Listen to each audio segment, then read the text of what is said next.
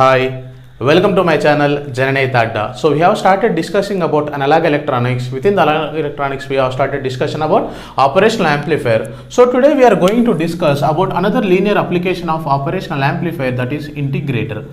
So in the introduction, we have said that the operational amplifier can be used to solve integral equations, differential equations, and also algebraic equations. So, because the heart of the analog computer is nothing but operational amplifier. So, our operational amplifier has to do some our whatever the expectations we want to do. So, today we are going to design a integrator by using the operational amplifier. So, we will conclude whether it is a possible or not by using operational amplifier today. So, before discussing about operational amplifier, we have to put some amount of time discussing about the basic electrical component. So till now we have not introduced another electronical component. So passive electrical and passive component, which we call it as a capacitor. So this capacitor is a passive element where the current, it stores the energy in the form of electric field. So the medium between these plates is nothing but the dielectric. Because of dielectric, it stores the energy in the form of magnet electric field within the dielectric material. So we will discuss about the designing of this parallel capacitor also in the next video. So today we will assume the basic equations of this the capacitor, and we will use this functionality of the capacitor in the designing of our upcoming circuits. So this is a capacitor. We know that by Ohm's law.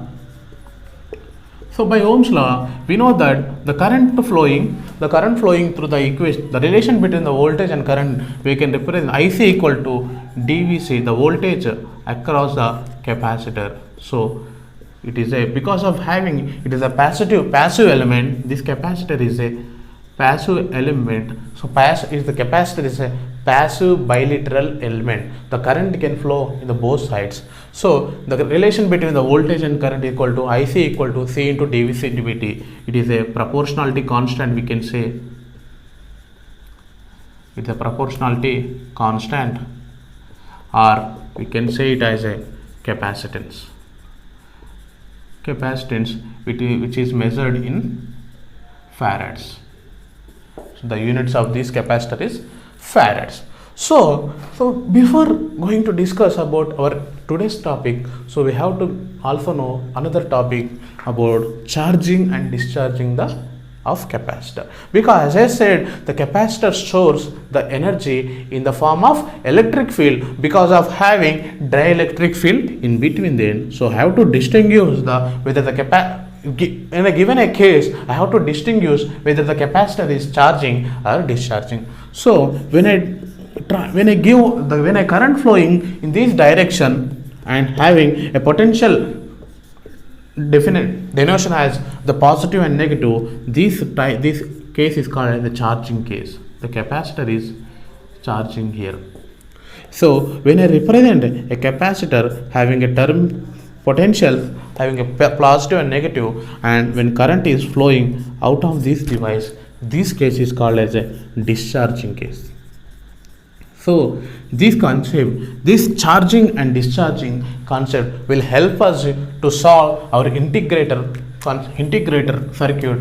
So we will discuss what is the use of this capacitor within the integrator. So to discuss about the integrator, so we have to consider our another circuit. So whatever we have discussed, the inverting configuration of operational amplifier. So today, we are also going to discuss about a generalized. We are going to represent generalized inverting configuration. Because till now we have considered only. So till now we have only considered only the resistor as a feedback elements. We have not added any other element. We have resistors, inductor, capacitors, diodes, transistors, so whatnot, every thyristors. So we have not added any other element. So to make it as a generalized, I want to design a generalized circuit here where I am assuming, so I want to solve this operational amplifier circuit by using the impedances, where I am considering this circuit in a inverting configuration. Because of that, the positive terminal here is grounded. So I'm assuming this as a Z1. I'm assuming whatever the element present here as a block box, I'm also giving input here, it is a V1 input. So I'm assuming it as a Z1 and that's a Z2. So we know that the given operational amplifier is an ideal. So it is a ideal operational amplifier. So this is ideal operational amplifier. So where virtual ground concept can be applicable. So we have discussed about the virtual ground concept also. So without wasting our time, we can solve this equation as minus Z2 by Z1. We know that because when we have the resistors, where when I assume that it is a R2, it is a R1, then we can represent it as R2 by R1, where it gives our notation as a inverting. So it provides our inverting. So 180 degrees phase shift will provide. Because of that, we call it as an inverting configuration. To make it is more generalized, we have to represent the resistor. So it is we represent the impedance of this, the impedance. So we represent the impedance with respect to Z. So it is a resistor in time domain and also in the frequency domain. So it is a resistor even in, because this resistor is a frequency. This resistor is frequency independent. It is independent. It won't depend upon the frequency. Its resistance is independent of frequency. If I have some capacitor, so whichever we have represented this capacitor till just now only. So this capacitor impedance will be it is a frequency dependent, where its impedance will be 1 by j omega c, where we can represent it as a j omega equal to s. So it's c. It's a frequency dependent. And we have another element. So we also discuss about this element later. So the current flowing, this is IL. So this impedance also the frequency dependent. So we will use where L is a inductance of the element. It is called a inductor, capacitor, resistor. These are the three electrical parameter passive elements which we will use throughout our analog electronics and network theory to solve our problems. So these both elements are the frequency dependent. So when I want to discuss the integration concept, because whatever the input we are providing, it should be a time variant, so that it will integrate the signal with a time period. So we are going to introduce any one of these terminal and will solve the working of the integrator. So I want to consider in the case 1, I want to consider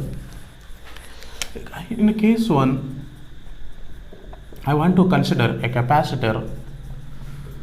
So I am using the capacitor in case of integrator.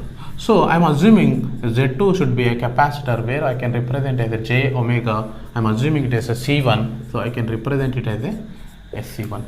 So I am assuming Z1 as a resistor. Even in the frequency domain also, we can represent this invert resistance as a R only. So we know that V output is equals to V output by V input minus 1 by SC1 by R. So I am assuming it as a R1 resistor, so I can represent as a 1 as SC1 R1. So it is about the integrator. It is all about integrator circuit, where it is in a frequency domain. So we have just by using our past experience, we derived this equation. So if I discuss the same circuit in a time domain, so then we are going to discuss about all this equation whichever we have written in the last video. So because of, if I want to discuss in the time domain circuit, because if I apply virtual ground constant, whatever the potential present here will be reflected here. So put 0 volts. So because of having it is an ideal operational amplifier, whatever the current flowing, so because the current flowing this operational amplifier is 0 amperes, so whatever the current flowing here has to follow this circuit, So it has to form a positive symbol because of it is a passive element. The always current flows from positive terminal to the negative terminal from when it flows from source to load. So whatever the current flowing through the R1 should be flow through Z2 also. If we know that because of having the potential difference, so I am assuming the current flowing R1 should be equal to the current should flowing through the capacitor of C1. We know that the current flowing through the R1 is nothing but this voltage minus this voltage by this resistance. So I know that, so I am assuming V1 by, I am assuming it is a V input. So V input minus 0 by R1 is equals to, we know that the current flowing in through a potent capacitor is also 0 minus this output voltage. So 0 minus this output voltage by this impedance. So 0 minus V output by 1 by SC1. So we know that V output by V input equals to minus 1 by SC1 R1. So this is another equation we have solved by using KCL equation. So if I solve with using a differential equation also, we know that the current also IR1 equal to IC1. We also discussed that Vn equals nothing but Vn by R1. We know that IC is equals to C dVc by dt. So I have to find the voltage difference between the capacitor is nothing but the potential difference between the capacitor is nothing but 0 minus V output. So we can represent this capacitance as a C1. I know that it is a differential equation where is 0 minus V output. So we know that C1 minus C1 into D output by dt. So where I can represent V output is nothing but minus 1 by R1 C1 integration of V of t dt. If I assume V input as a time varying signal, so it has to produce the integration. If I assume, so whenever there is an integration, we have to find the limits of the integration. So here I am assuming that the amount of charge stored in the capacitor is 0, so I can represent it from 0 to infinity or 0 to t. So whatever the time period I want to integrate the waveform, I have to give the inputs so that it integrates our signal.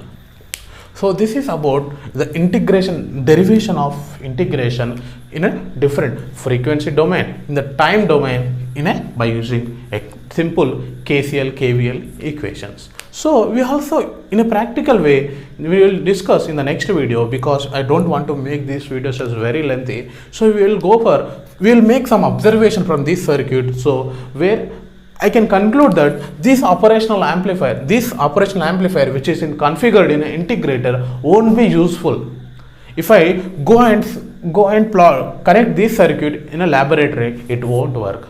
So because it has some loopholes, we have to observe that so that we can make a better integrator which can work in practical. So this operational amplifier, it won't work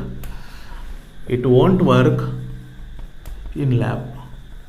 So whatever we have learned, it will be useful if we don't know the reason behind this working of this operational amplifier. To know the reason for why it won't work in the laboratory, we will please watch my next video of operational amplifier, which will be available in I button and also description of this video. For watching this video, thank you very much for watching this video, and if you like my videos, please subscribe to Jananetha Adda and share these videos with your friends. If you have any doubt, please ask me in the comment section so that I can solve your doubts. And stay safe, stay happy, and prepare well for your competitive exams. Bye.